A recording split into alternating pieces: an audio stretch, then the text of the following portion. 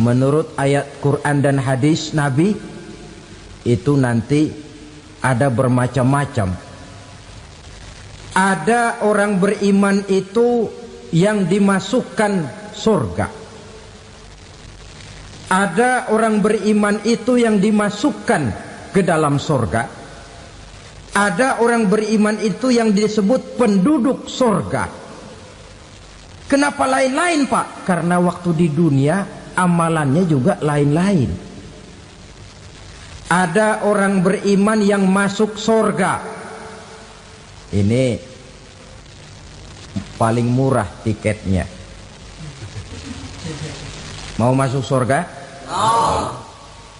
Kata Nabi begini, ma min abdin qala la ilaha illallah thumma mata ala dhalik illa dakhala al-jannah. Kalau seorang hamba sudah mengucap dua kalimat syahadat, dia yakin dengan kebenaran kalimat itu sampai matinya, orang itu akan masuk surga. Abi Dzar yang waktu itu diajak bicara heran, ya Rasul kok gampang betul? Iya, walaupun orang itu mencuri, iya, walaupun orang itu berzina, iya. Biar dia mencuri, biar dia berzina, kalau dia sudah mengucap dua kalimat syahadat, dia yakin dengan kebenaran kalimat itu sampai matinya, itu orang akan masuk surga. Jadi masuk surga cukup dua kalimat syahadat, yakin sampai mati, masuk surga. Itu perkara masuk. Tapi kalau pertanyaannya diterusin, masuknya kapan, Pak? Nah, ini lain lagi urusannya. Sebab ada yang masuknya itu langsung, ada yang mampir dulu. Di sana tempat cuma dua, kalau tidak surga, neraka. Mau ke surga tapi mampir dulu, yang mampirnya jelas di neraka.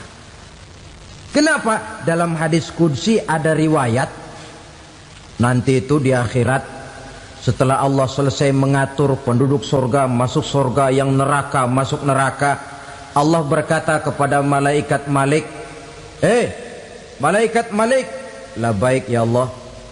Itu bajingan-bajingan tengik, manusia-manusia durjana yang waktu di dunia tidak mau sujud, jauh dari ulama, gemar melakukan yang munkarat dan maksiat, hidup di tengah masyarakat selalu jadi bibit keonaran, kufur, sudah masuk neraka semua. Sudah ya Allah. Nah, kalau sudah, coba sekarang kamu masuk, Malik. Saya, iya, masuk neraka. Mau apa ya Allah? Kata Allah, akhriju minan nar man kana fi qalbihi misqala habatin min khardalin min iman. Kau masuk neraka, cari di dalam neraka orang-orang yang ada imannya walaupun kecil sebesar biji zarah, angkat mereka keluar. Masuk malaikat Malik ke neraka, cari orang yang ada imannya, korek-korek. Ya repot, udah pada gosong. Yang ada imannya diangkat ke atas, yang ada imannya diangkat ke atas, lalu dimandikan di Nahrul Hayat, namanya sungai kehidupan di akhirat nanti. Cakep lagi rupanya, bersih lagi wajahnya, apel di hadapan Allah. Kata Allah, bagaimana mas? Kapok nggak sampean? Kapok ya Allah. Nah, kalau kapok, idhab fadkhulil jannah, pergi masuk surga sana. Berangkat mereka ke surga, ketemu sama teman-temannya yang udah sampai lebih dulu, yang nggak pakai mampir lagi. Terjadi dialog. Kata teman-temannya yang udah pada nyampe duluan, mas, iya, emang baru sampai? Saya baru sampai. Memang mampir di mana dulu mas? Kita sudah lama sampai di surga. Saudara buka surah Al-Muddatsir ayat 34-35. Ma salakakum fis saqar? Kenapa kamu mampir di neraka Saqar? Qalu lam naku minal musallin. Mereka menjawab, kami mampir di neraka Saqar mas, gara-gara dulunya kami waktu di dunia ndak pernah sholat. Ndak pernah sholat? Ndak pernah. Kan rumahnya dekat masjid. Cuma dekat doang mas. Sholat mah enggak saya. Enggak pernah ngasih makan fakir miskin, enggak pernah hadir di majelis taklim, pendeknya enggak pernah melakukan kebajikan, maka saya pun mampir di neraka sakor. Untung betul saya punya iman mas sedikit. Waktu hidup di dunia dulu saya pernah mengucap 2 kalimat syahadat, sekali-kalinya waktu mau kawin. Masya Allah. Untung saja kawin, kalau nggak kawin polos.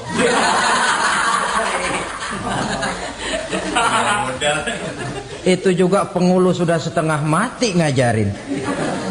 Asyhadu alla, asyaduaan, asyaduaan.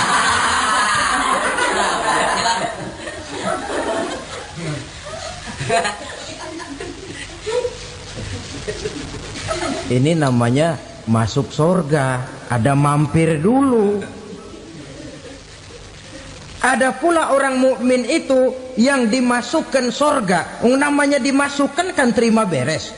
Saya masuk ke rumah, jalan sendiri, cari tempat sendiri. Saya dimasukkan ke dalam rumah, terima beres, pokok ada di dalam, itu dimasukkan namanya. Nggak pakai mampir. Tapi tentu tiketnya lebih mahal ketimbang yang pertama tadi. Apa kata Allah? Innal ladzina amanu wa amilus salihat la ukaffiranna anhum sayyi'atihim wa la udkhilannahum jannah. Sesungguhnya orang-orang yang beriman kemudian beramal soleh, kami hapuskan segala dosa dan kesalahannya, kami masukkan mereka ke dalam surga. Lihat ayatnya, Allah yang memasukkan, kita yang dimasukkan. Tidak pakai transit, tidak usah mampir. Cuma tidak cukup syahadat, tidak cukup amanu, tapi diiringi dengan wa'amilus salih.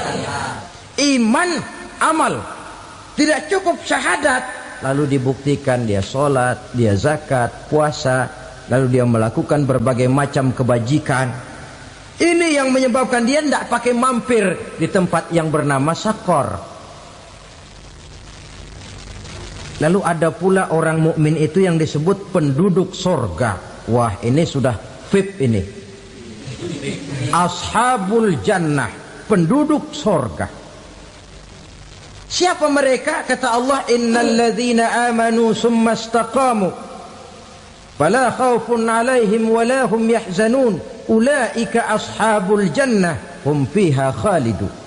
Sesungguhnya orang-orang yang beriman lalu istiqamah, tetap dalam melaksanakan perintah Allah, tidak goyah, tidak labil tapi stabil, istiqamah, mereka tidak takut dan tidak bersedih hati. Merekalah penduduk surga. Iman, istiqamah. Tidak punya duit, sembahyang. Banyak duit, sembahyang. Miskin, sembahyang. Kaya, tetap sembahyang. Istiqamah. Kadang orang kalau susah rajin ke masjid, banyak duitnya ngelihat masjid melengos. Waktu miskin hamba Allah, setelah kaya jadi hamba harta. Bergeser, tidak ada nilai istiqomahnya. Saudara-saudara, dengan begitu penduduk neraka itu dua. Ada penduduk permanen, ada penduduk yang semi permanen. Yang semi permanen orang-orang beriman yang mempunyai dosa besar. Mereka masuk ke neraka untuk menerima azab sesuai dengan dosanya. Bila selesai masa azab itu, mereka akan diangkat untuk ditempatkan kembali ke dalam surganya Allah Subhanahu wa ta'ala. Nah, dikala itulah saudara-saudara, ada yang disebut syafaat dari Rasulullah Sallallahu Alaihi Wasallam. Tapi tentu jangan lupa, syafaat ini ibarat kain menambal dia. Kita punya kain bolong-bolong sedikit, syafaat yang menambal. Solat kita ada kurang dikit, sedekah kita ada campur riak dikit, amalan kita ada tidak karena Allah dikit, kita berharap syafaat. Jadi biarlah kain masih bolong-bolong, yang penting punya kain. Tapi kalau kainnya tidak ada, yang ditambal apanya? sholat tidak, puasa tidak, zakat tidak, berharap syafaat saja. Ya, terlalu berlebihan itu. Saudara hadirin yang saya hormati, apabila selesai proses penghisaban, proses penghitungan, maka dikala itulah manusia terbagi dalam dua kelompok besar. Fariqun fil jannah wa fariqun fis sa'ir. Sekelompok orang-orang beruntung yang masuk ke dalam surga, dan sekelompok lagi masuk ke dalam neraka. Ibu-ibu, saudara-saudara kaum muslimin rahimakumullah. Pada pertemuan yang lalu sudah saya jelaskan bahwa hidup selalu berakhir dengan kematian. Apabila datang kematian menimpa seseorang, datanglah kiamat baginya. Itu yang disebut dengan kiamat kecil. Hakikatnya mati adalah perpindahan dari kehidupan di dunia ini menuju kehidupan di alam barzakh. Menunggu kita di alam barzakh sampai datangnya saat kiamat. Entah 10 tahun, entah 100 tahun, entah 1000 tahun, hanya Allah saja yang maha tahu. Adapun orang-orang beriman yang melakukan amal kebajikan dalam kehidupan di dunia ini, masa penantian yang lama di alam barzakh buat mereka sebentar saja. Tetapi bagi orang-orang kafir yang ingkar, yang tidak beriman kepada Allah, yang hidup di dunia cuma menumpuk-numpuk dosa, tentu penantian di alam barzakh akan merupakan waktu yang sangat lama. Bukankah dalam kehidupan kita waktu itu memang relatif? Contoh misalnya, bagi pemuda-pemudi yang sedang duduk asyik memadu cinta, waktu 4-5 jam saja rasanya cuma 4-5 menit. Tenggelam oleh keasikan. Tapi buat orang yang berbaring di rumah sakit, meratap di balik-balik apa itu tembok derita kata lagu, di balik dinding-dinding penjara, sehari bagai seminggu, seminggu rasa sebulan, sebulan boleh jadi rasa setahun. Penantian yang sangat lama. Kapan kiamat itu akan datang? Ini rahasia Allah. Jangankan kita yang orang awam, baginda Nabi sendiri tidak diberitahu oleh Allah kapan kiamat itu akan terjadi. Tetapi sungguh pun demikian, banyak hadis-hadis yang menjelaskan ciri atau tanda-tanda datangnya kiamat. Nah, kalau sudah bicara soal tanda kiamat itu ada dua. Pertama yang disebut alamatus sughra, tanda-tanda kecil. Ini waktunya masih ada tenggang. Ada yang dinamakan alamatul kubra, tanda-tanda besar. Artinya kiamat sudah diambang pintu. Apa tanda-tanda kecil dari datangnya hari kiamat itu? Misalnya kata Nabi, apabila ilmu sudah diangkat oleh Allah. Artinya apabila ulama sudah banyak wafat, minat orang belajar agama berkurang, lalu kebodohan nampak merajalela di mana-mana, zina dikerjakan secara terbuka, minuman-minuman keras jadi kebanggaan, itu termasuk di antara tanda-tanda kecil terjadinya hari kiamat. Apalagi misalnya iza waladatil ammatu rabbataha, apabila budak sudah melahirkan tuan. Apa maksudnya? Ada yang mentafsirkan apabila anak sudah bisa membudaki orang tuanya. Orang tua yang melahirkan dia, yang membesarkan dia, demi setelah si anak besar jadi orang berpangkat, bertitel, berharta, berkedudukan, jadilah orang tua itu budaknya. Sehingga sering dibilang kalau orang tua kaya, anak jadi raja. Tapi kalau anak yang kaya, orang tua sering jadi budak. Apalagi munculnya fitnah yang bergelombang, timbul perang antara dua bangsa yang besar, waktu berjalan terasa sangat pendek sekali. Itu merupakan tanda di antara tanda-tanda kiamat. Termasuk di dalamnya sulit membedakan mana laki, mana perempuan. Kan kalau tanda-tanda kayak begini sekarang sudah banyak kita lihat kan. Ulama banyak wafat, penggantinya sulit. Zina dikerjakan berterang-terangan, minuman keras jadi kebanggaan, banyak anak membudaki orang tuanya, sulit membedakan mana laki mana perempuan. Kadang-kadang dari belakang kita lihat perempuan bener, begitu kita colek nengok jenggotan.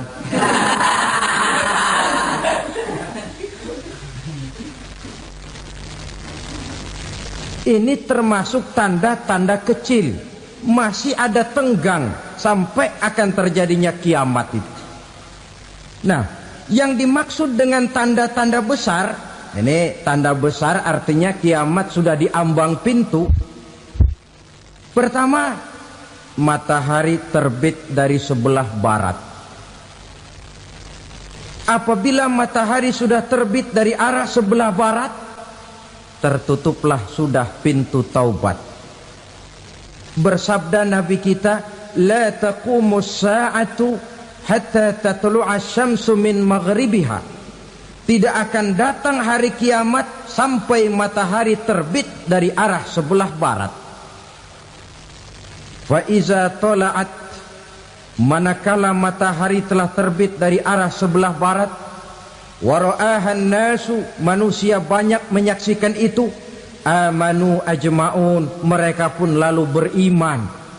Yang tadinya kafir, yang tadinya ingkar, yang tadinya membangkang, setelah melihat matahari terbit dari sebelah barat, buru-buru beriman, berlomba-lomba mengucap dua kalimat syahadat. Tapi apa yang terjadi? Kata Nabi, wadzalika hina la yanfa'u nafsan imanuha lam takun amanat min qabl. Hari itu adalah hari yang iman sudah tidak berguna lagi bagi seseorang apabila sebelumnya memang dia tidak pernah beriman.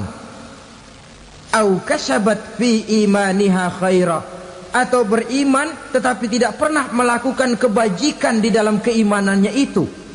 Hari yang sudah kasib, hari yang sudah terlambat, beriman tidak akan ada gunanya lagi. Ini pelajaran buat kita. Sebelum sang surya terbit dari sebelah barat, sebelum nafas sampai di tenggorokan, artinya pintu taubat masih terbuka. Kalau dua hal itu sudah terwujud, nafas sudah sampai di kerongkongan, atau matahari sudah terbit dari arah sebelah barat, tertutuplah sudah pintu taubat.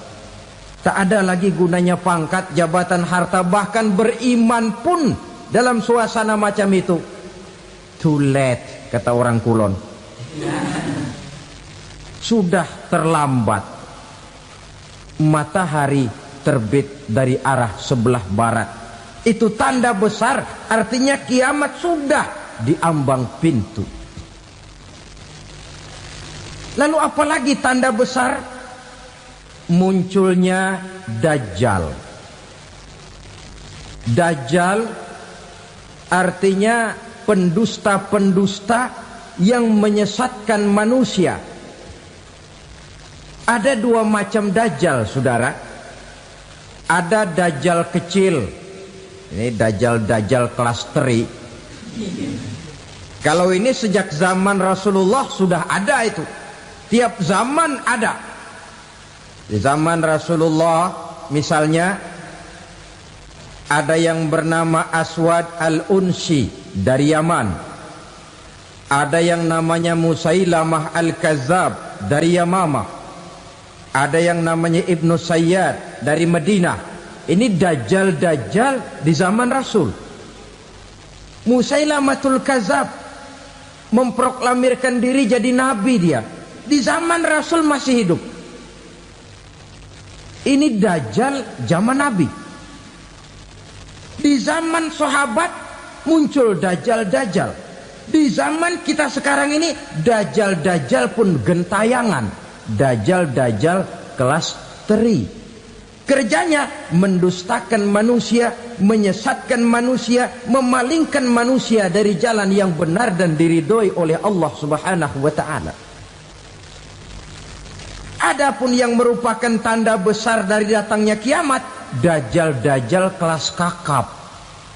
Pembohong-pembohong besar yang menyesatkan masyarakat manusia berpaling dari jalan Allah mengikuti jalan mereka.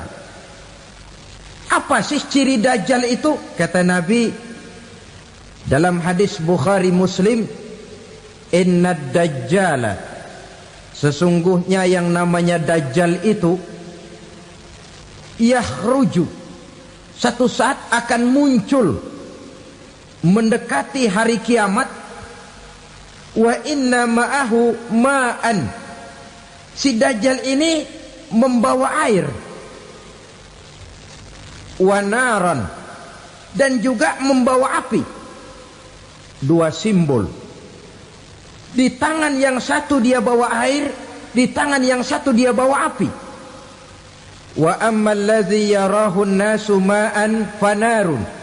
Adapun yang orang banyak lihat air, hakikatnya adalah api. Yang dilihat api, hakikatnya adalah air. Oleh sebab itu, kalau api yang ditawarkan, ambillah air. Kalau air yang ditawarkan, pilihlah api. Maksudnya apa ini? Ini bahasa simbol, saudara-saudara. Dajjal bicaranya seolah-olah untuk kepentingan manusia, menawarkan surga. Surga yang dia tawarkan hakikatnya neraka. Hai manusia, kalau kau mau bahagia, jangan dekat-dekat dengan agama. Solat itu tidak efektif dan efisien, tidak produktif dari segi ekonomi itu. Menghadiri majelis taklim cuma buang-buang waktu. Tahajud, tasbih, tahlil, baca Quran, apa itu? Pekerjaan mubazir saja. Hidup ini cuma sekali, masa yang cuma sekali, manfaatkan dengan sebaik-baiknya. Mumpung, dibawanya sifat mumpung tetapi dalam pengertian yang sangat negatif. Bicaranya seolah-olah untuk kepentingan manusia, tetapi sebenarnya menjerumuskan manusia. Menawarkan air tapi sebenarnya api, menawarkan api tapi hakikatnya air. Buat apa kamu sholat? Buat apa kamu bayar zakat? Buat apa kamu puasa? Surga yang dicanangkan dajjal hakikatnya neraka. Neraka yang digambarkan dajjal pada dasarnya adalah surga. Jadi memutarbalikan fakta itu kerjaan dajjal.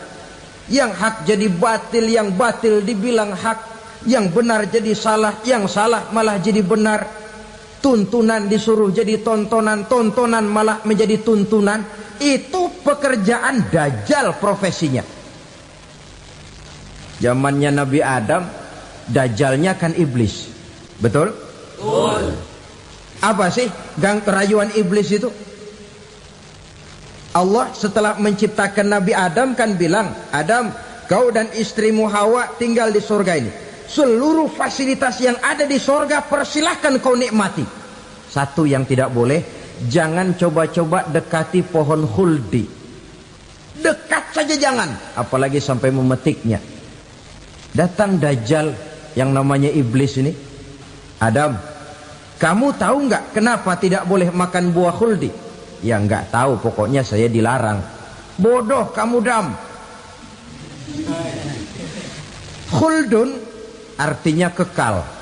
Kalau kamu makan itu buah, kau akan kekal di surga buat selamanya. Allah tidak kepengen, maka dilarang kamu makan buah khuldi. Kalau kau ingin kekal di surga Adam, makan saja.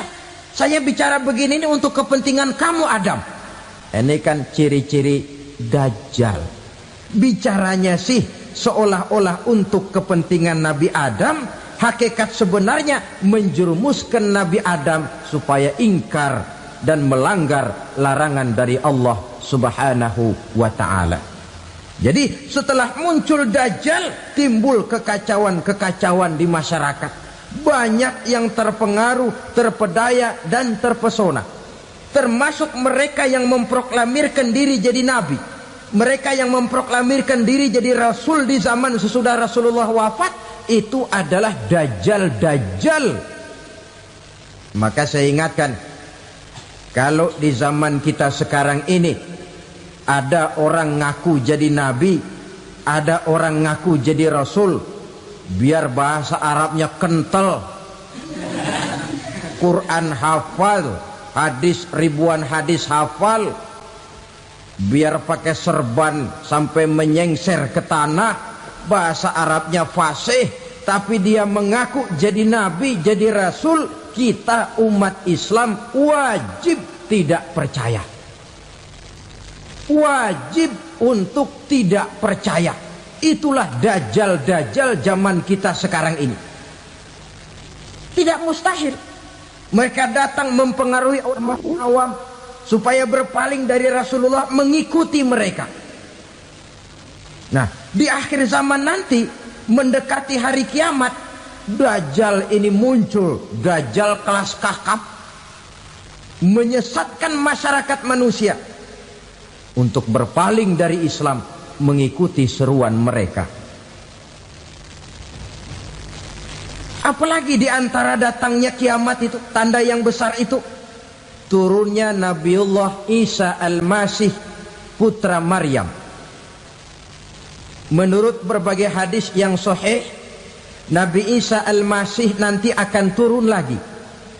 Tidak membawa risalah yang baru, tapi meluruskan risalah Islam ini yang telah banyak ditinggalkan oleh masyarakat. Bahkan ada hadis menjelaskan beliau akan membunuh Nabi, mematahkan kayu-kayu salib, lalu melaksanakan haji dan umrah mengikuti syariat Nabi Muhammad, bukan membawa agama baru.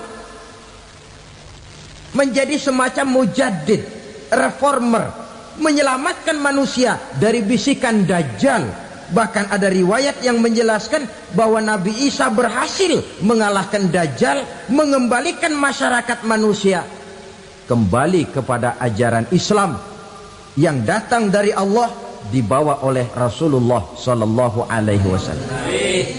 Dengan kata lain, turunnya Nabi Isa bukan sebagai Nabi dan Rasul baru, tetapi mengikuti syariat Nabi kita Muhammad Sallallahu Alaihi Wasallam.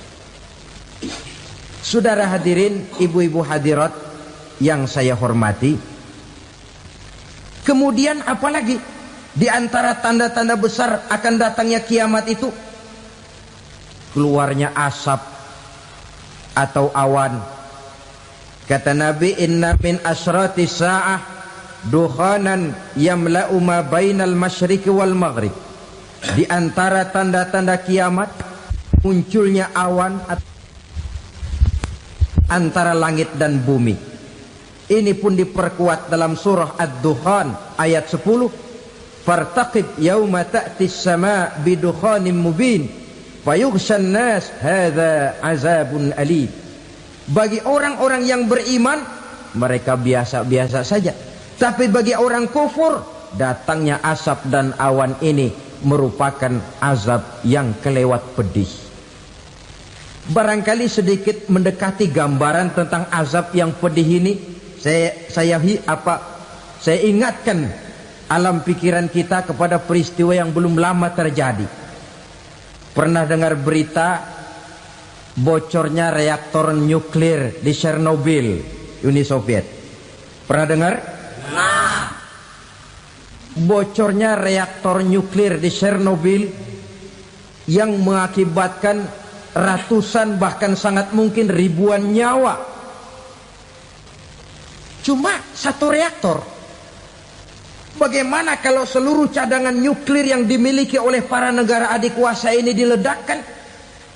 Bahkan yang konon menurut catatan cadangan nuklir yang dimiliki bersama oleh Amerika dan Rusia sekarang ini sudah sanggup memusnahkan 6 miliar manusia, 1,5 kali lebih banyak dari jumlah manusia yang nongkrong di permukaan bumi ini. Saudara-saudara hadirin yang saya hormati, lalu saat mendekati hari kiamat, apalagi tandanya? Setelah Nabi Isa wafat, pada saat turunnya yang kedua kali, lalu Allah meniupkan angin sejuk. Semua orang-orang beriman, orang-orang baik wafat, sehingga penghuni bumi ini cuma tinggal lagi terdiri dari orang-orang kafir. Tidak ada lagi di bumi ini yang bisa mengucapkan Allah. Sehingga dalam hadis qudsi itu ada keterangan, innallaha azza wa jalla yaqulu li Israfil. Allah pernah pesan kepada malaikat Israfil. Kata Allah, Israfil, iza sami'ta qailan yaqul Allah Allah fa akhirin nafakh 40 sanatan ikraman liqailiha. Hai Israfil, apabila kau dengar di permukaan bumi masih banyak orang yang mengucapkan Allah Allah, maka tunda sangkakala kiamat itu 40 tahun. Untuk apa? Ikraman liqailiha, menghormati orang yang mengucapkan Allah Allah itu. Wah, jadi karena sekarang masih banyak yang mengucapkan Allah, besar hatilah kita, masih jauh kiamat itu. Tapi jangan lupa, kiamat pribadi, kiamat kecil itu yang gak kita sangka-sangka. Ajal datang mencabut nyawa, itu kiamat pribadi. Dan itu yang pasti kita hadapi. Dan itu yang membuat kita tidak boleh bersikap main-main di dalam kehidupan sekarang ini. Saudara hadirin yang saya hormati, tidak ada lagi orang-orang muslim. Seluruh penduduk dunia ini kafir. Lalu terciptalah struktur sosial yang berlandaskan prinsip hidup semau gue. Bakal terjadilah prinsip di mana yang kaya menyantap yang miskin, yang kuat menindas yang lemah. Hidup sudah bagaikan di rimba belantara, berlaku hukum rimba. Siapa yang kuat dia yang menang, siapa yang lemah menjadi mangsa. Timbul kekacauan, maksiat merajalela, munkarat menjadi-jadi, sehingga isi bumi ini penuh dengan segala macam perbuatan dosa. Tidak ada perlunya lagi alam diperpanjang temponya. Datang saat yang sudah dijanjikan oleh Allah Azza wa Jalla, maka terjadilah yang disebut kiamat kubra, kiamat besar, kiamat ancur-ancuran. Bagaimana kejadian ini dimulai? Dalam surah Az-Zumar ayat 68, Allah Subhanahu wa taala berfirman, wa nufikha fis suri fasa'iqa man fis samawati wa man fil ardi illa man sya'allahu. Maka manakala ditiuplah sangkakala, terkejutlah seluruh yang ada di langit dan seluruh yang ada di bumi. Bila saat kiamat datang, Allah perintah malaikat Israfil, Israfil, tiup sangkakalamu. Ditiuplah sangkakala oleh malaikat Israfil. Yang akibat daripada tiupan itu, seluruh yang ada di langit, seluruh yang ada di permukaan bumi terkejut. Yang ada di langit siapa? Malaikat kan. Bayangin aja kalau malaikat kaget, apalagi kita. Terkejut seluruh makhluk yang ada di bumi, yang ada di langit mendengar suara sangkakala itu.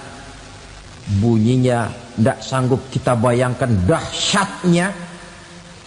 Ledakan nuklir, ledakan neutron, belum apa-apa ketimbang bunyi sangkakala malaikat Israfil ini. Nah, lalu mendengar bunyi sangkakala ini, gemparlah makhluk, kacaulah alam. Bumi gempa, planet-planet bertabrakan, gunung meletus, air laut tumpah ke darat, angin topan bertiup, halilintar menyambar. Lalu semua yang bernama hidup mati total. Mati bareng tanpa persiapan. La haula wala quwata illa billah. Saya kadang-kadang dalam tafakur bermohon, ya Allah, mudah-mudahan saya enggak nemuin kiamat beneran. Ngeri. Tidak bisa kita bayangkan macam apa suasana seperti itu. Allah saja banyak memberikan gambaran, misalnya Al-Qari'ah, wa mal qari'ah, wa ma adraka mal qari'ah. Kejadian yang menggemparkan. Tahukah kamu apa kejadian yang menggemparkan itu? Yauma yakunun nasu kal farasil mabsus wa takunul jibalu kal ihnil manfus. Pada saat itu manusia berterbangan bagai kupu-kupu, gunung berterbangan seperti kapas ditiup angin. Gunung saja macam kapas, konon lagi manusia. Kematian total, mulai semut sampai gajah mati, jin mati, iblis mati, malaikat mati. Malaikat saja mati. Saudara hadirin yang saya hormati, kematian total yang tanpa persiapan. Orang bilang, Pak, kalau mati bareng begitu yang repot malaikat maut dong ya. Cabut sana, cabut sini. Itu kalau menurut logika kita, mestinya begitu menurut logika. Tapi logika juga yang nggak perlu serepot itu. Sebab untuk mematikan listrik di wilayah DKI, di wilayah Jakarta, nggak perlu tiap rumah didatengin, matiin, ya lama. Cukup dari kantor pusatnya saja PLN, tekan satu tombol, gelaplah seluruh Jakarta. Saudara hadirin yang saya hormati, kematian total. Lalu setelah kematian total, planet-planet juga mati, dalam arti tidak bergerak dan beredar. Angin mati, dalam arti tidak bertiup. Air mati, dalam arti tidak ada riak gelombang. Pokoknya semua mati. Kullu nafsin za'iqatul maut. Semua yang bernafas mati. Dalam ayat lain, kullu man 'alaiha fan. Semua yang ada di permukaan bumi fana. Yang kekal cuma Allah Subhanahu wa ta'ala. Yang paling belakang mati malaikat maut dan malaikat Israfil. Tapi mati juga sesuai dengan janji Allah. 40 lamanya. Tidak dijelaskan oleh Abi Hurairah 40 jam, apa 40 hari, apa 40 tahun. Hadis-hadis cuma menyebutkan 40 saja. Sunyi alam, yang tinggal cuma Allah saja lagi. Ketika itu Allah berseru-seru, katanya, limanil mulkul yauma. Siapa para penguasa hari ini? Mana itu raja-raja dan penguasa yang dulu mengaku jadi Tuhan? Fir'aun. Mana Fir'aun sekarang? Yang dulu jadi raja, merasa berhasil, sombong, lalu tidak mau turun-turun dari kekuasaannya, sampai kepada puncak kekurang ajarannya mengangkat diri jadi Tuhan. Mana itu Fir'aun? Namrus. Mana sekarang Namrus? La ilaha illa ana. Ternyata tidak ada Tuhan lain selain daripada aku, kata Allah. Proses kemudian, saudara-saudara, turunlah hujan dari langit. 40 lamanya hujan itu. Tidak jelas juga 40 jam apa 40 hari. Setelah air turun membasahi, datanglah tiupan sangkakala yang kedua. Semua yang bernama mati bangkit dari kuburnya masing-masing. Ini yang disebut Yaumul Ba'thi, hari kebangkitan. Allahu Akbar. Pada saat kita bangkit dari kubur kita masing-masing, kumpul di padang mahsyar namanya. Bayangin aja, saya sendiri nggak sanggup bayangin. Manusia sejak zaman Adam sampai zaman kiamat kumpul bareng di tempat sama. Berapa banyaknya itu?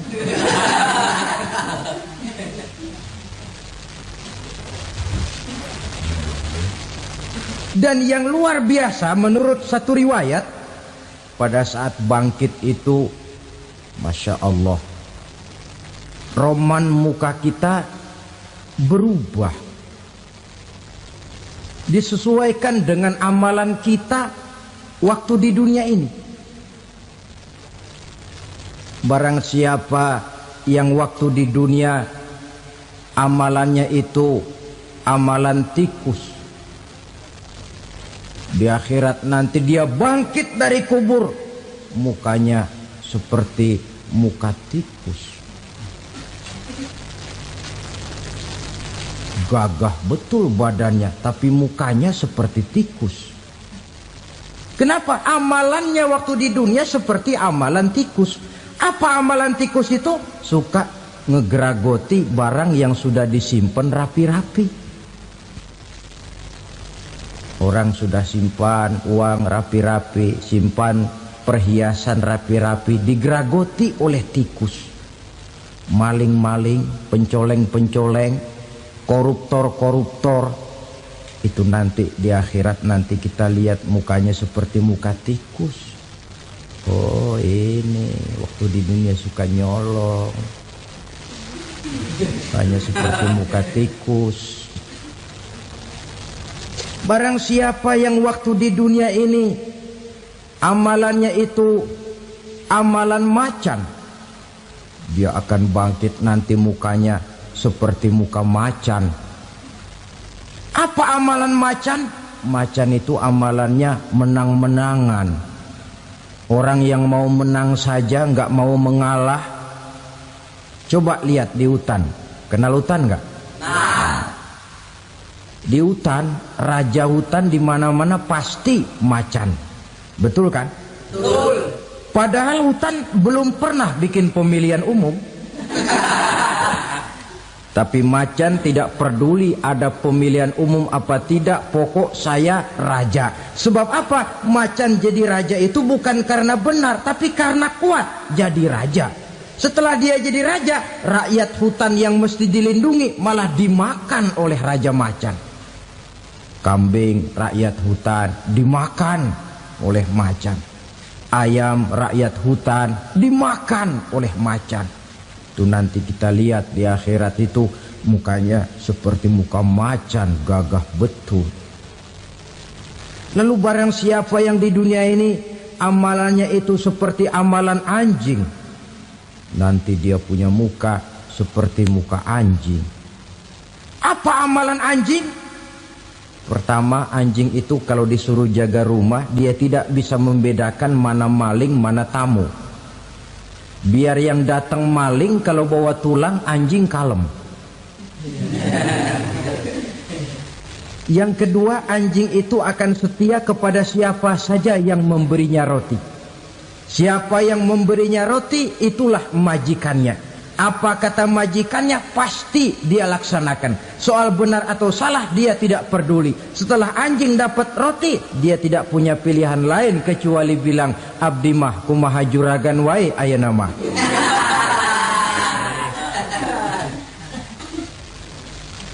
Saudara hadirin yang saya hormati, berkumpul di padang mahsyar, tiap orang sibuk dengan persoalannya masing-masing. Matahari waktu itu didekatkan oleh Allah. Panas luar biasa. Ada yang saking panasnya itu mencucurkan peluh keringat sampai sebatas mata kakinya. Ada yang keringatnya sampai sedengkulnya. Ada yang keringatnya sampai sepusatnya. Ada yang keringatnya mengalir sampai sebahunya. Ada yang kelelap oleh keringatnya sendiri, sementara orang di sampingnya nggak apa-apa. Bergantung lagi amalan dia waktu di dunia ini. Saudara-saudara, sebagian orang dalam kepanikan padang mahsyar berombong-rombong datang mereka menghadap Nabi Adam. Ya Adam, anta abal bashar. Hai Adam, Tuhan adalah bapak moyang manusia. Kami sebentar lagi akan disidang, dimintakan pertanggungan jawab. Tolonglah kami, hai Adam. Kata Nabi Adam, jangankan nolongin sampean, saya sendiri tanggung jawab di hadapan Allah ketika dulu tidak boleh makan khuldi, saya serobot. Sudahlah, urus diri masing-masing saja, nafsi. Begitu kata Nabi Nuh, begitu kata Nabi Ibrahim. Tiap orang bertanggung jawab sendiri-sendiri. Ketika itulah saudara-saudara, nikmatnya menjadi umat Nabi besar Muhammad sallallahu alaihi wasallam. Sebab apa? Walaupun menurut abjad kita ini umat paling belakang, paling belakang kita ini toh, karena Nabi Muhammad adalah Nabi akhir, tapi akan dihisap lebih dulu, lewat di atas sirat lebih dulu, masuk surga lebih dahulu ketimbang umat-umat belakangan. Ketika Rasul mendekati ajal, beliau tanyakan itu kepada malaikat Jibril. Malaikat Jibril berkata, Muhammad jangan khawatir, Allah sudah berjanji, inni haramtul jannata ala sairil anbiya hatta tadkhulaha anta wa haramtuha ala sairil umami hatta tadkhulaha ummatuka. Surga aku haramkan buat seluruh nabi kecuali kalau engkau Muhammad sudah masuk ke dalamnya, dan surga aku haramkan buat seluruh umat kecuali kalau umatmu Muhammad sudah masuk ke dalamnya. Logikanya, walaupun menurut abjad kita umat paling belakang, bakal dihisap paling dulu, lewat di atas sirat paling dulu, masuk surga paling dulu, kalau mampir ke neraka juga paling dulu. Ya resiko. Jangan mau enaknya aja paling dulu. Saudara hadirin yang saya hormati, setelah masa kebangkitan itu jangan dikira begitu bangkit langsung diperiksa. Masih menunggu menanti ribuan tahun perhitungan padang mahsyar untuk sampai kepada proses yang disebut yaumul hisab, hari perhitungan. Seorang demi seorang bakal dipanggil. Bayangkan saja, kita se-RT saja di absen, kadang-kadang perlu waktu lama. Ini manusia sejak zaman Nabi Adam sampai datang hari kiamat, satu demi satu disidang di hadapan Qadhi Rabbul Jalil. Status sosial copot sudah waktu itu. Yang pernah jadi hartawan di situ tidak lagi kelihatan kehartawanannya. Yang pernah jadi jenderal tidak lagi dipanggil jenderalnya. Yang ustadz tidak lagi dipanggil al-mukarramnya. Seluruh status sosial selesai.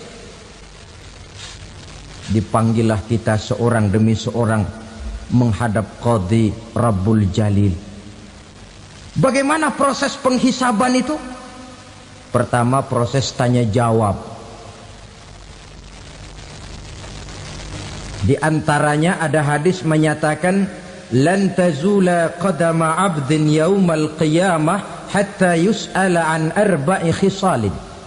Besok di hari kiamat tidak akan bergeser telapak kaki seorang hamba sampai dia ditanya lebih dulu tentang 4 persoalan. Tentang ilmunya, kemana ilmu itu diamalkan. Tentang umurnya, di mana umur itu dihabiskan. Tentang masa mudanya, kemana masa muda itu dipakai. tentang hartanya, dari mana harta itu didapat dan kemana harta itu dibelanjakan. Ini termasuk proses tanya jawab. Jadi kalau istilah pengadilan dunia, nama Fulan bin Fulan. Kamu waktu di dunia diberikan umur panjang untuk apa? Pernah mengalami masa muda, kemana kau habiskan masa remajamu?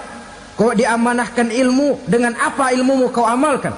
Kau diberikan harta, dari mana harta kau dapat, kemana kau belanjakan? Tak seorang pun yang bisa mungkir. Sebab apa? Dikala itu yang menjadi saksi bukan orang. Yang menjadi saksi adalah seluruh anggota badan kita. Tangan bicara, kaki jadi saksi terhadap seluruh amalan yang pernah kita kerjakan pada saat kehidupan di alam dunia ini. Selesai proses tanya jawab, lalu diperlihatkan buku catatan kita waktu hidup di dunia ini. Jangan lupa Allah itu menyiapkan 2 superkomputer kepada kita. Sebelah ditempelin sebelah kanan, yang sebelah tempelin di sebelah kiri. Komputer itu namanya Raqib dan Atid.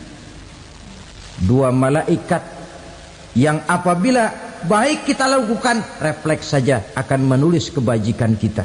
Jahat kita kerjakan, akan tertulis. Catatan itu nanti diperlihatkan kepada kita. Waduh, alangkah malunya pada saat diperlihatkan catatan kita, buku rapot kita merah melulu. Barangkali diperiksa sambil diomelin, brengsek lo. Buku merah melulu begini, bagaimana waktu hidup di dunia? Tidak cukup diperlihatkan buku catatan kehidupan, rekaman kehidupan. Rekaman kehidupan kita secara utuh sejak terlahir sampai ajal datang merenggut nyawa. Barangkali mirip dengan video sekarang ini, di mana terekam dengan baik seluruh kegiatan kita, sejak yang sekecil-kecilnya sampai kepada yang sebesar-besarnya. Untuk kemudian kita pun menerima balasan. In khairan fa khairun wa in syarran fa syarrun. Kalau baik ya baik balasannya, kalau jahat ya jahat juga balasannya. Catatan-catatan kita diberikan. Kalau banyak kebajikannya diberikan di tangan kanan dengan cara yang halus. Kalau banyak kejahatannya diberikan dari sebelah kiri atau dilempar dari belakang. Itulah sebabnya sejak di dunia ini kita sudah mohon kepada Allah. Ketika berwudu membasuh tangan kanan, apa kita bilang? Allahumma a'tini kitabi biyamini wa hasibni hisaban yasira. Ya Allah, berikan saya kitab di tangan kanan, dan kalau saya memang perlu dihisap, hisaplah saya yang seringan-ringannya. Tangan kiri berlindung kita kepada Allah, jangan sampai diberikan kitab di tangan kiri atau dari arah sebelah belakang. Wa a'udzubika an tu'tiya kitabi bishimali aw min wara'i zuhri, dari arah sebelah belakang. Na'udzubillah min dzalik. Setelah selesai lewat proses penghisaban, lewat mizan, timbangan, maka yang sudah selesai dihisab itu bergeraklah menuju sirat, jembatan yang terbentang menuju surga melalui neraka. Saudara-saudara, panjangnya perjalanan sirat itu memakan waktu ratusan tahun. Tetapi orang yang lewat di atas sirat pun macam-macam, bergantung amalannya ketika di dunia ini. Ada yang lewat di atas sirat itu kalbarkil khatib, seperti kilat yang menyambar, lep, sudah sampai dia di surga. Cepat bukan main. Ada yang lewat di atas sirat itu seperti orang lari-lari. Ada yang lewat di atas sirat itu seperti orang jalan biasa. Ada yang sambil merangkak, ada yang sambil ngesor, ada yang sambil gelayutan, ada yang selamat sampai ke ujung ke surga, ada yang tergelincir jatuh masuk ke dalam neraka, bergantung amalannya dalam kehidupan di dunia sekarang ini. Tiap kita akan melewati yang namanya sirat ini. Saudara-saudara kaum muslimin yang saya hormati, dengan demikian mereka yang selamat melalui sirat sampai ke terminal akhir surga, mereka yang ketika dihisab ternyata banyak kejahatannya daripada kebaikannya, mereka singgah di dalam neraka. Nah, adapun orang-orang yang beriman menurut ayat Quran dan hadis Nabi itu nanti ada bermacam-macam. Ada orang beriman itu yang dimasukkan surga. Ada orang beriman itu yang dimasukkan ke dalam surga. Ada orang beriman itu yang disebut penduduk surga. Kenapa lain-lain, Pak? Karena waktu di dunia amalannya juga lain-lain. Ada orang beriman yang masuk surga. Ini paling murah tiketnya. Mau masuk surga? Kata Nabi begini, ma min abdin qala la ilaha illallah thumma mata ala dhalik illa dakhalal jannah. Kalau seorang hamba sudah mengucap dua kalimat syahadat, dia yakin dengan kebenaran kalimat itu sampai matinya, orang itu akan masuk surga. Abi Dzar yang waktu itu diajak bicara heran, ya Rasul kok gampang betul? Iya, walaupun orang itu mencuri, iya, walaupun orang itu berzina, iya, biar dia mencuri, biar dia berzina, kalau dia sudah mengucap dua kalimat syahadat, dia yakin dengan kebenaran kalimat itu sampai matinya, itu orang akan masuk surga. Jadi masuk surga cukup dua kalimat syahadat, yakin sampai mati, masuk surga. Itu perkara masuk. Tapi kalau pertanyaannya diterusin, masuknya kapan, Pak? Nah, ini lain lagi urusannya. Sebab ada yang masuknya itu langsung, ada yang mampir dulu. Di sana tempat cuma dua, kalau tidak surga, neraka. Mau ke surga tapi mampir dulu, yang mampirnya jelas di neraka. Kenapa? Dalam hadis qudsi ada riwayat, nanti itu di akhirat, setelah Allah selesai mengatur penduduk surga masuk surga, yang neraka masuk neraka, Allah berkata kepada malaikat Malik, malaikat Malik, labaik ya Allah, itu bajingan-bajingan tengik, manusia-manusia durjana yang waktu di dunia tidak mau sujud, jauh dari ulama, gemar melakukan yang munkarat dan maksiat, hidup di tengah masyarakat selalu jadi bibit keonaran, kufur, sudah masuk neraka semua. Sudah ya Allah. Nah, kalau sudah, coba sekarang kamu masuk, Malik. Saya, iya, masuk neraka. Mau apa ya Allah? Kata Allah, akhriju minan nar man kana fi qalbihi misqala habatin min khardalin min iman. Kau masuk neraka, cari di dalam neraka orang-orang yang ada imannya walaupun kecil sebesar biji zarah, angkat mereka keluar. Masuk malaikat Malik ke neraka, cari orang yang ada imannya, korek-korek. Ya repot, udah pada gosong.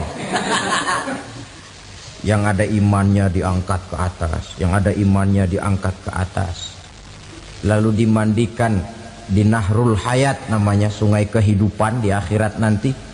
Cakep lagi rupanya, bersih lagi wajahnya, apel di hadapan Allah. Kata Allah, bagaimana mas? Kapok nggak sampean? Kapok ya Allah. Nah, kalau kapok, idhab fadkhulil jannah, pergi masuk surga sana. Berangkat mereka ke surga. ketemu sama teman-temannya yang udah sampai lebih dulu, yang nggak pakai mampir lagi. Terjadi dialog. Kata teman-temannya yang udah pada nyampe duluan, "Mas, iya, emang baru sampai?" Saya baru sampai." "Memang mampir di mana dulu, Mas? Kita sudah lama sampai di surga." Saudara buka surah Al-Muddatsir ayat 34-35. "Ma salakakum fis saqar?" Kenapa kamu mampir di neraka Saqar? Qalu lam naku minal musallin. Mereka menjawab, "Kami mampir di neraka Saqar, Mas, gara-gara dulunya kami waktu di dunia ndak pernah sholat." Ndak pernah sholat? Ndak pernah. Kan rumahnya dekat masjid. Cuma dekat doang, Mas. Sholat mah enggak saya. Nggak pernah ngasih makan fakir miskin, nggak pernah hadir di majelis taklim, pendeknya nggak pernah melakukan kebajikan, maka saya pun mampir di neraka Saqar. Untung betul saya punya iman, Mas, sedikit. Waktu hidup di dunia dulu saya pernah mengucap 2 kalimat syahadat, sekali-kalinya waktu mau kawin. Masya Allah. Untung saja kawin, kalau nggak kawin polos.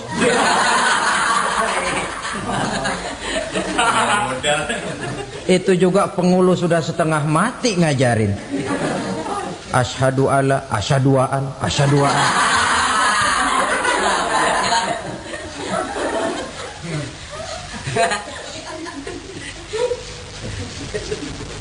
Ini namanya masuk surga, ada mampir dulu. Ada pula orang mukmin itu yang dimasukkan surga. Namanya dimasukkan kan terima beres. Saya masuk ke rumah, jalan sendiri, cari tempat sendiri. Saya dimasukkan ke dalam rumah, terima beres, pokok ada di dalam, itu dimasukkan namanya. Nggak pakai mampir. Tapi tentu tiketnya lebih mahal ketimbang yang pertama tadi. Apa kata Allah? Innal ladzina amanu wa amilus salihat la ukaffiranna anhum sayyi'atihim wa la udkhilannahum jannah. Sesungguhnya orang-orang yang beriman kemudian beramal soleh, kami hapuskan segala dosa dan kesalahannya, kami masukkan mereka ke dalam surga. Lihat ayatnya, Allah yang memasukkan, kita yang dimasukkan. Tidak pakai transit, tidak usah mampir. Cuma tidak cukup syahadat, tidak cukup amanu, tapi diiringi dengan wa'amilus salih. Iman, amal. Tidak cukup syahadat, lalu dibuktikan dia sholat, dia zakat, puasa, lalu dia melakukan berbagai macam kebajikan. Ini yang menyebabkan dia tidak pakai mampir di tempat yang bernama Saqar. Lalu ada pula orang mukmin itu yang disebut penduduk surga. Wah, ini sudah VIP ini. Ashabul jannah, penduduk surga. Siapa mereka? Kata Allah, innal ladzina amanu summa istaqamu fala khaufun alaihim wala hum yahzanun ulaika ashabul jannah hum fiha khalidun. Sesungguhnya orang-orang yang beriman lalu istiqamah, tetap dalam melaksanakan perintah Allah, tidak goyah, tidak labil tapi stabil, istiqamah, mereka tidak takut dan tidak bersedih hati. Merekalah penduduk surga. Iman, istiqamah. Tidak punya duit, sembayang. Banyak duit, sembayang. Miskin, sembayang. Kaya, tetap sembayang. Istiqamah. Kadang orang kalau susah rajin ke masjid, banyak duitnya ngelihat masjid melengos. Waktu miskin hamba Allah, setelah kaya jadi hamba harta. Bergeser, tidak ada nilai istiqomahnya. Saudara-saudara, dengan begitu penduduk neraka itu dua. Ada penduduk permanen, ada penduduk yang semi permanen. Yang semi permanen orang-orang beriman yang mempunyai dosa besar. Mereka masuk ke neraka untuk menerima azab sesuai dengan dosanya. Bila selesai masa azab itu, mereka akan diangkat untuk ditempatkan kembali ke dalam surganya Allah Subhanahu wa ta'ala. Nah, dikala itulah saudara-saudara, ada yang disebut syafaat dari Rasulullah Sallallahu Alaihi Wasallam. Tapi tentu jangan lupa, syafaat ini ibarat kain menambal dia. Kita punya kain bolong-bolong sedikit, syafaat yang menambal. Solat kita ada kurang dikit, sedekah kita ada campur riak dikit, amalan kita ada tidak karena Allah dikit, kita berharap syafaat. Jadi biarlah kain masih bolong-bolong, yang penting punya kain. Tapi kalau kainnya tidak ada, yang ditambal apanya? Solat tidak, puasa tidak, zakat tidak, berharap syafaat saja. Ya, terlalu berlebihan itu. Saudara hadirin yang saya hormati, apabila selesai proses penghisaban, proses penghitungan, maka dikala itulah manusia terbagi dalam dua kelompok besar. Fariqun fil jannah wa fariqun fis sa'ir. Sekelompok orang-orang beruntung yang masuk ke dalam surga, dan sekelompok lagi masuk ke dalam neraka.